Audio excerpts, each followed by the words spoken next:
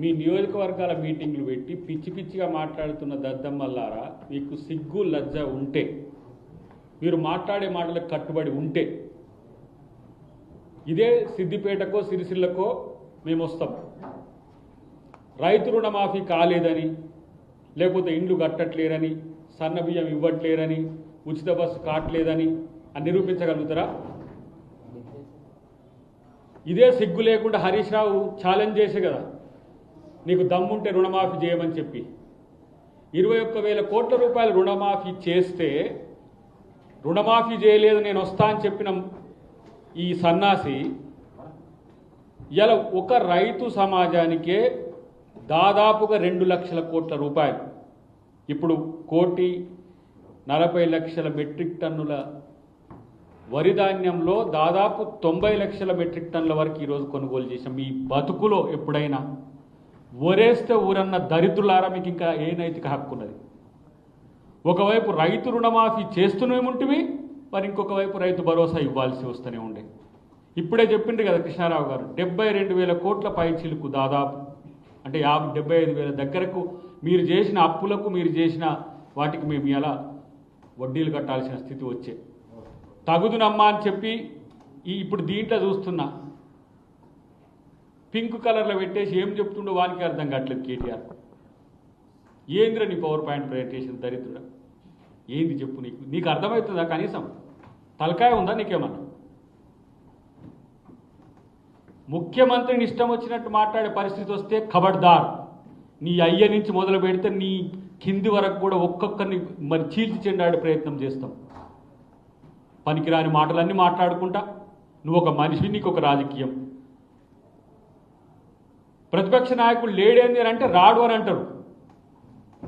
అసలు నేను అంటున్నా ఈరోజు మళ్ళీ తెలంగాణ సెంటిమెంట్కి మేమే బాధ్యులం అంటారు కదా.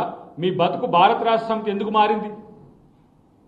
మళ్ళీ తెలంగాణ సెంటిమెంట్, ఎవడొచ్చి ఇక్కడ కొట్లాడినా సరే, వాడొచ్చి కొట్లాడినా, వీడొచ్చి కొట్లాడినా వీడు ఉండడు, మళ్ళీ మేమే కొట్లాడాలి. భారత రాష్ట్ర సమితి అని గుణాత్మకమైన మార్పు అని చెప్పి దేశవ్యాప్తంగా మేము విస్తరించాలని పోతిరి, ప్రజలు బండకేసి బాధంగానే మరి వెనకకు వచ్చేసి అలా మేము తెలంగాణ అంటుంటారు.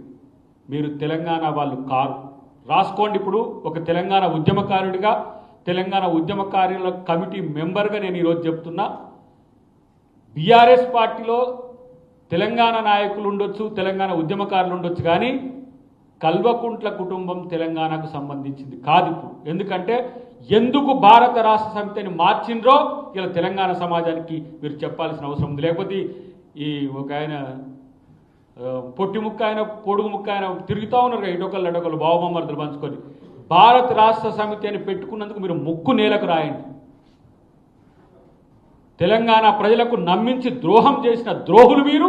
తెలంగాణ రాజకీయాల్లో మీరు ఇలా వచ్చేసి మళ్ళీ ముఖ్యమంత్రి అది చేయలేదు, ముఖ్యమంత్రి ఇది చేయలేదని ఎన్నిసార్లు చెప్పినా మీ గాయలు పడుతున్నామని మమ్మల్ని అంటున్నారు జనం. నేనంటున్నా ఇలాంటి పిచ్చివాగుళ్ళు బంద్ చేసుకుంటే మంచిదని చెప్పి హెచ్చరిస్తున్నాం.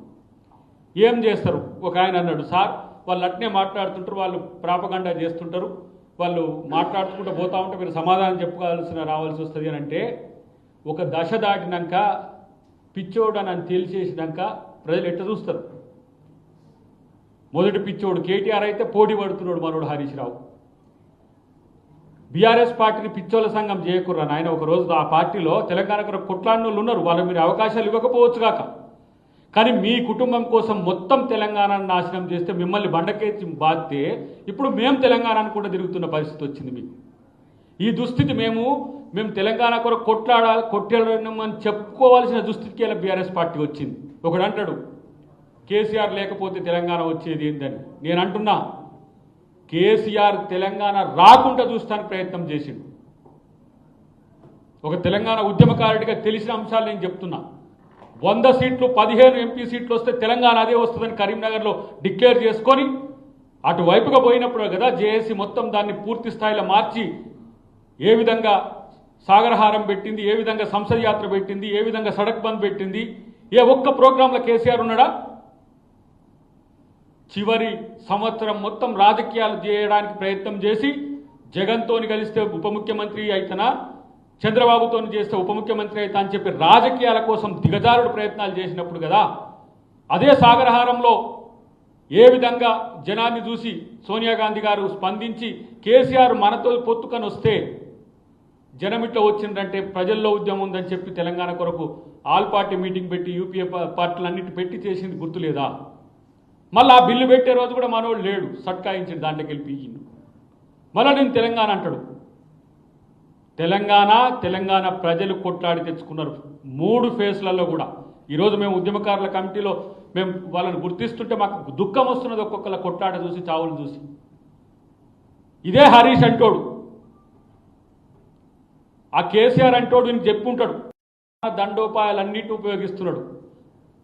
దండం కాకున్నా సరే ఈరోజు దానంతోనే ముఖ్యమంత్రి పనులు చేయించుకొస్తున్నాడు. కిషన్ రెడ్డి గారు తెలంగాణ బిడ్డ అయితే ఈ పనులు చేయించుకరా అని చెప్తే తెలంగాణ సమాజం అంతా ప్రశ్నించింది. అలా కిషన్ రెడ్డిని పోయి కలిసి కూర్చొని మాట్లాడు. తెలంగాణ కోసం ప్రభుత్వంతో కలిసి వస్తే కాదనేది ఎవడరా దరిద్రులారా మిమ్మల్ని.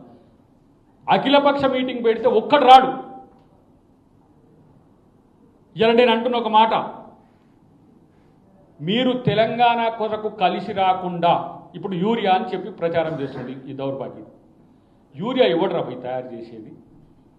రాష్ట్రమా? రైతులను రెచ్చగొడటానికి యూరియా ఎవడు తయారు చేసేది? కేంద్రం ఇవ్వాలి. బీజేపీ పాలిత ప్రాంతాల్లో రాకపోతే వాళ్ళ దగ్గర గొడవలు అవుతాయి, కానీ రాకుండా ఉంటున్నాయా? బీజేపీ అలయన్స్తో కూడా ఉన్న రాష్ట్రాల్లో యూరియా వస్తుంది, మరి తెలంగాణకు ఎందుకు రావట్లే? ఇది ప్రశ్నించడు. ఇలా రీజనల్ రింగ్ రోడ్కు సంబంధించి పర్మిషన్స్ రావాలి, స్పందించరు, కామ్గా కూర్చుంటారు.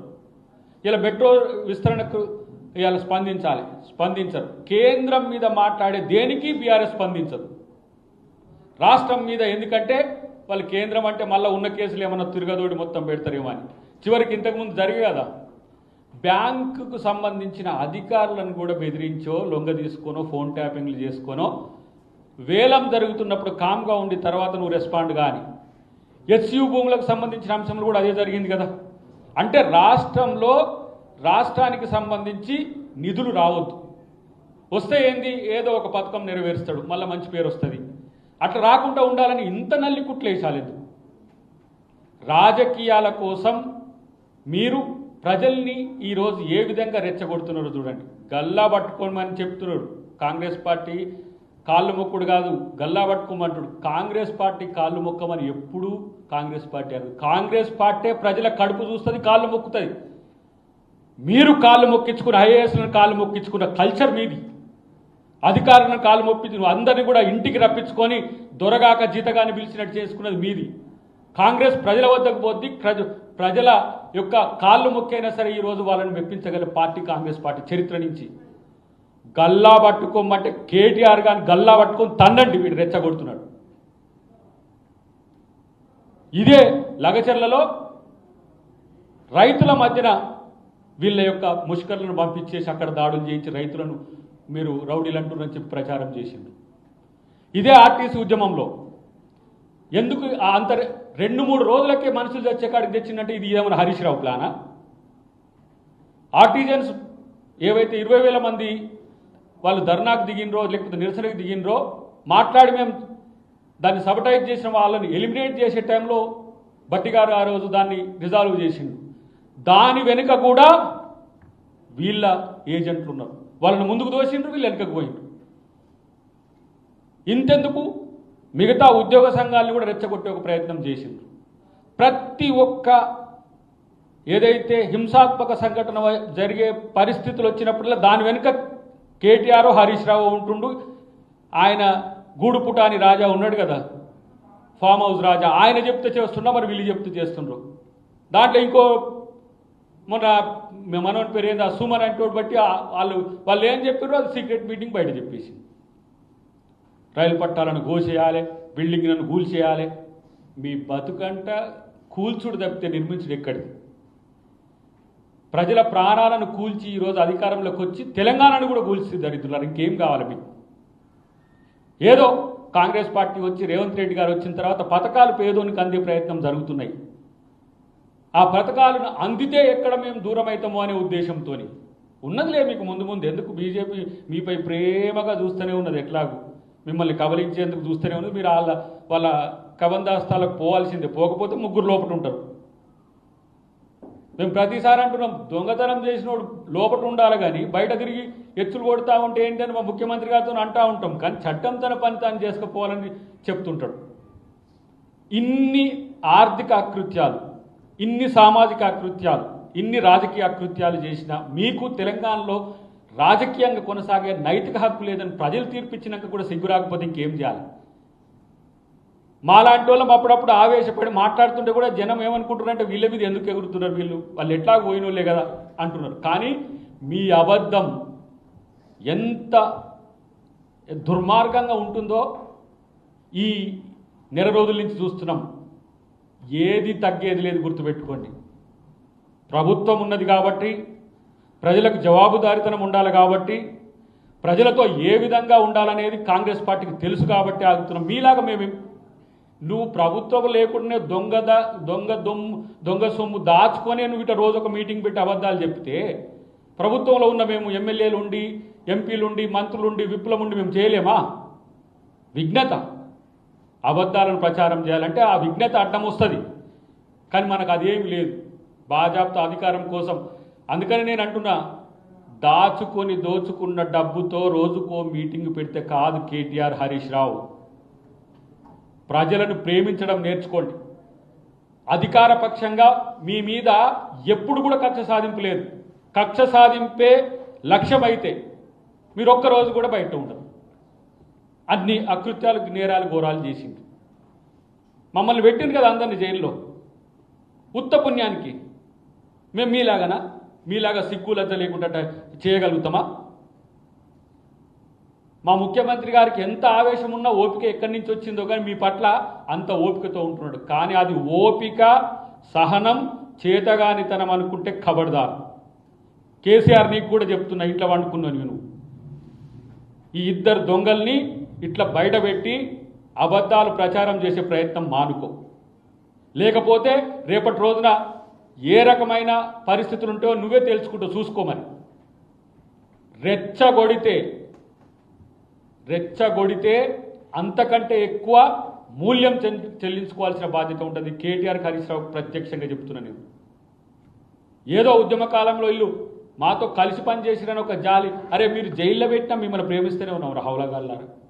కనీసము రాజకీయం చేయండి. ఇది రాజకీయం అనుకోకండి. రెచ్చగొట్టి, ప్రజల్ని రెచ్చగొట్టి, వర్గాలను రెచ్చగొట్టి, వైషమ్యాలను రెచ్చగొట్టి ఇన్ని రకాల డ్రామాలు అక్కర్లేవు. ప్రజలకు నిజాయితీగా మీరు ప్రజల సమస్యల మీద కొట్టాడండి, ప్రజలు హర్షిస్తారు. భవిష్యత్తులో నేను అంటున్న మీ యొక్క స్పీడ్ని నేను గమనిస్తున్నా కదా. మీరు ఎట్లా వచ్చి సర్ అనే మీటింగ్లతోని ఏ రాజకీయాలు మాట్లాడుతున్నారు? హౌలా ఓట్లు పోయినోని గురించి మాట్లాడాలి, ఓట్లు పోకూడదని మాట్లాడాలి, ఓట్లు ఎట్లా చేసుకోవాలని మాట్లాడాలి. 2-3 నిమిషాలు అది మాట్లాడతారు, ఇక కథం వచ్చేస్తారు డైరెక్ట్గా రేవంత్ రెడ్డి. రాత్రి కళలో కూడా వచ్చి ఇబ్బంది పెడుతుండా, వదులుతలే.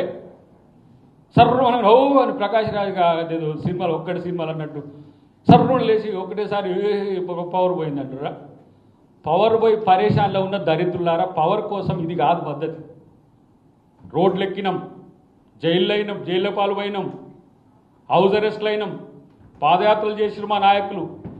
మీ యొక్క నియంతృత్వాన్ని ఎదిరించడానికి తెలంగాణ సమాజం అంతా ఏకమై చూసింది కదా. భారత్ జోడో యాత్రలో ఏ విధంగా జనమంతా కూడా సబ్బండ వర్ణాలు వచ్చి కాంగ్రెస్ పార్టీకి మద్దతు ఇచ్చి గెలిపించినాయి. మిమ్మల్ని ఎందుకు నమ్ముతారు అనుకుంటున్నారు? మళ్ళీ మీరు వస్తే ఏమొస్తుందో తెలియదా? కాబట్టి మాట్లాడేటప్పుడు, లేదంటే ఇంకా చెప్పాలంటే మీరు ప్రవర్తించే తీరు ఏ విధంగా ఉంటుందో మిమ్మల్ని మీరు చెక్ చేసుకోండి. ఇంతవరకు ఈ మాత్రం ఎందుకు మర్యాదతో, పద్ధతితో ఉంటున్నామనే విషయాన్ని కూడా అర్థం చేసుకుంటే మంచిదని చెప్పి తెలియదు. ఎందుకంటే 2-3 నెలలకు ఒకసారి వీళ్ళకు ఈ పిచ్చి లేస్తూనే ఉంటుంది. మళ్ళీ మేము ఇట్లా ఆవేశపడుతూనే ఉండాలి, మళ్ళీ ఎవరో ఒకటి చెప్పాలి. దాంట్లోనే మన మిత్రులే అంటేనే అన్న పదాలు జారుతూనే ఉంటారా మీరంటే మరి ఏం చేయాలి? సీఎంను పట్టుకొని వాడు వీడంటే మరి వీళ్ళని ఎందుకు గౌరవించాలి? ఆ కుర్చీకి కనీసం గౌరవం ఇచ్చే సంస్కృతి లేని సంస్కారహీనులు కదా మీరు. మీతో మర్యాదగా మాట్లాడితే మీ భాష అర్థం కాదు అది. ఎందుకంటే మౌనం మీ భాష, మర్యాద మీ భాష కాదు. కాబట్టి ఇలాంటి మాటలు భవిష్యత్తులో మీకు రాకుండా చూడాల్సిన అవసరం ఉంది. ప్రతి ఒక్కళ్ళు ఈ భాషను మాట్లాడలేని వాళ్ళు ఎవరూ లేరు. కానీ ఇష్టం వచ్చినట్టుగా ముఖ్యమంత్రిని క్యాబినెట్ను పట్టుకొని ఎట్లా పడితే అట్లా మాట్లాడితే ఖబర్దార్ మీకు కూడా అదే స్థాయిలో మీకు రిటర్న్ ఉంటుందని చెప్పి తెలియజేస్తుంది. రమ్మను ఇక ఏదో ఒక ఏడుకి వస్తుంది. ఇదంతా పాత డైలాగే బ్రదర్. ఎక్కడికి వస్తారో నేను చెప్పిన హరీష్ రావు బీఆర్ఎస్ పార్టీ తీసుకొస్తాం, లేకపోతే మా దాడికి రా, లేకపోతే ఇక్కడికి రా అన్నాం. వాళ్ళు రారు. వాళ్ళు చూస్తే ప్రచారం చేసుకుంటే వెళ్ళిపోవడమే తప్పితే వాళ్ళు ఏం చేయరు. ఒతే పిరికి సన్నాసులు వాళ్ళు ఏడికి రాలేరు. ఒకనే కాడిపోయి ఆ ప్రెస్ మీట్లో సోటకాయ కాడ ముచ్చట్టు చెప్పినట్టు చెప్తా ఉంటారు. అంతేగాని వీడికి రా, ఏడికి అసెంబ్లీలో చర్చించామంటే తుర్రుమని పారిపోతారు. అసెంబ్లీలో చర్చించడం చేత కాదా? ప్రజా సంఘాలు లేకపోతే పౌర సమాజం అంటే వస్తాం. కానీ రాజకీయ పక్షం ఉండి అసెంబ్లీ ఉండి రమ్మంటే రాని వాళ్ళను చేతగాని వాళ్ళను మనం ఇంకెంతసేపు నువ్వు రా అంటే కూడా ఏడుకొస్తారు. ఆయన ఆయనే ఉంటాడు. అసలు మెట్రో గురించి మాట్లాడే హక్కు మీకు ఎక్కడ మీద? మెట్రో ప్రతిపాదన మాది. జైపాల్ రెడ్డి గారు ఉన్నప్పుడు, ఆయన మున్సిపల్ శాఖ మంత్రిగా ఉన్నప్పుడు ఆయన శాంక్షన్ చేసినది ఫేజ్ 1 అయినా ఫేజ్ 2 వచ్చినా కూడా రేవంత్ రెడ్డి గారి నేతృత్వంలో వస్తుంది. కానీ వీళ్ళకి సంబంధం లేదు. రిబ్బన్ కటింగ్కి పోయిండ్రు అంతే. అంతకు మిక్కిలి ఏం లేదు. వాళ్ళకి మాట్లాడే వాళ్ళు ఎక్కడి నుంచి ఇచ్చిండ్రు బ్రదర్? కనెక్టివిటీ కూడా చూసినావు కదా. ఆయన ల్యాండ్ ఎక్విజిషన్ చేయడానికి ప్రయత్నం చేసింది హైటెక్ సిటీ నుంచి అటు. కాబట్టి మెట్రో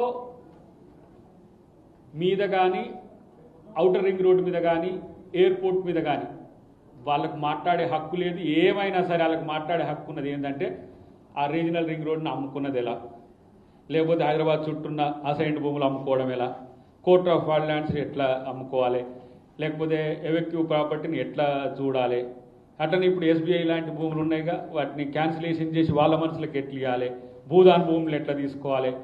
వాళ్ళ 10 సంవత్సరాల కాల పాటు చేసింది మొత్తం కూడా తెలంగాణను దోచుకోవడం తప్పితే వాళ్ళు ఇంకో ప్రణాళిక లేదు. వాళ్ళు దోచుకునే పద్ధతి వాళ్ళది.